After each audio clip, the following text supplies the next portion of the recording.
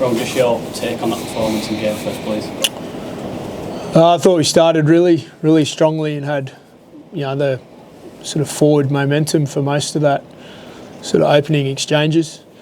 Overall, we lacked care with the ball and maybe been a little more clinical on a few occasions as well. Might have found a few more points, but I thought Hull scrambled exceptionally well to slow us down.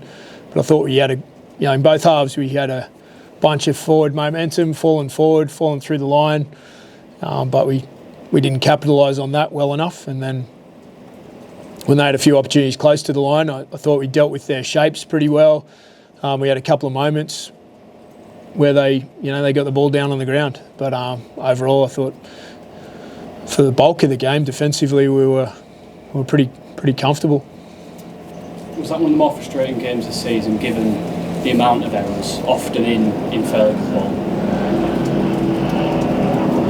Well, it was frustrating today for everyone because, some of our best players today had some poor moments, which compounds the errors. And I think that's the thing with mistakes in sport. It's trying not to compound them, making them back to back or making them at the wrong time. It's not just the whole number generally that causes an issue. It's the timing and the how frequent they are rather than. Yeah, it was. I thought we generated enough flow and forward momentum to really trouble them, but we just didn't get enough on the board early. Did Hull out-enthuse you at times today, do you think? I don't know. Games ebb and flow. I think there was a lot of, I haven't seen the final numbers there, but they've had a lot more ball than us, but we've made similar amount of metres, I think, or maybe even a few more.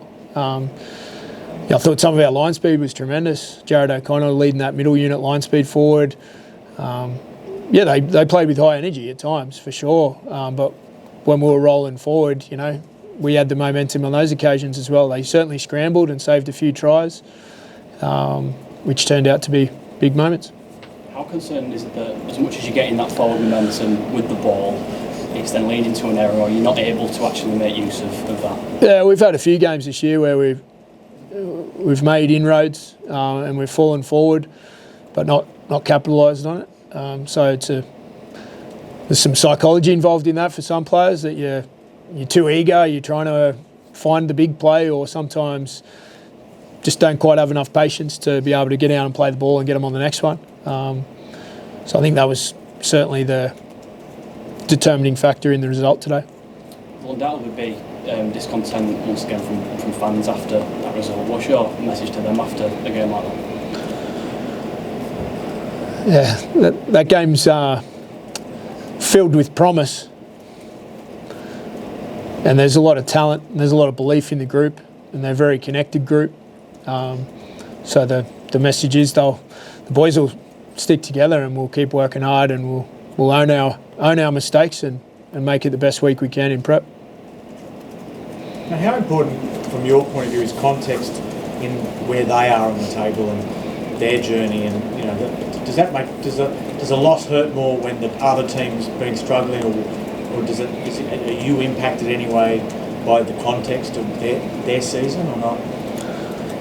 Today, no one's it's just about today's game. I think it's irrelevant where the ladder position is today until after the game, where you go, geez, that's a missed chance, for us. Hull have been playing with high energy. They've got some players back from injury. They've recruited a few, and they're a stronger group than their ladder position suggests probably. And they played with high energy today. As I said, I thought we generated more opportunities than they did, but scoreboard doesn't lie sometimes.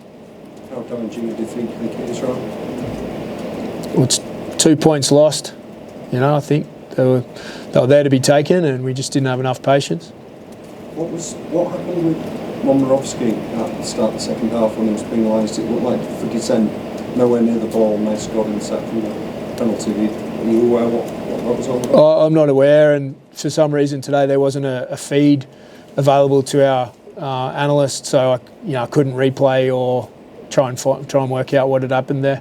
So I'm not aware. I can only assume, but I like not to assume. I like to know for sure before I make comment. What's the players' reaction, Ron? What's their lack of that performance? Frustrated, disappointed, sad.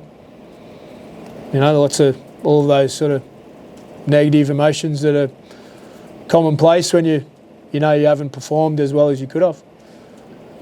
It's obviously been an incredibly emotional week. You talked about that the other day. Without sort of wishing to use that as an excuse, is it inevitable that the players might have lacked some of that emotional momentum, you know, towards the game because of all the other factors? Well, emotions are a difficult thing. You can't measure them, and you don't know exactly where people are at individually on that stuff. As I've mentioned in previous interviews, some people didn't know Rob. They only knew what he did on the field, and admired that, and admired him for what he did on and off the field in his battles.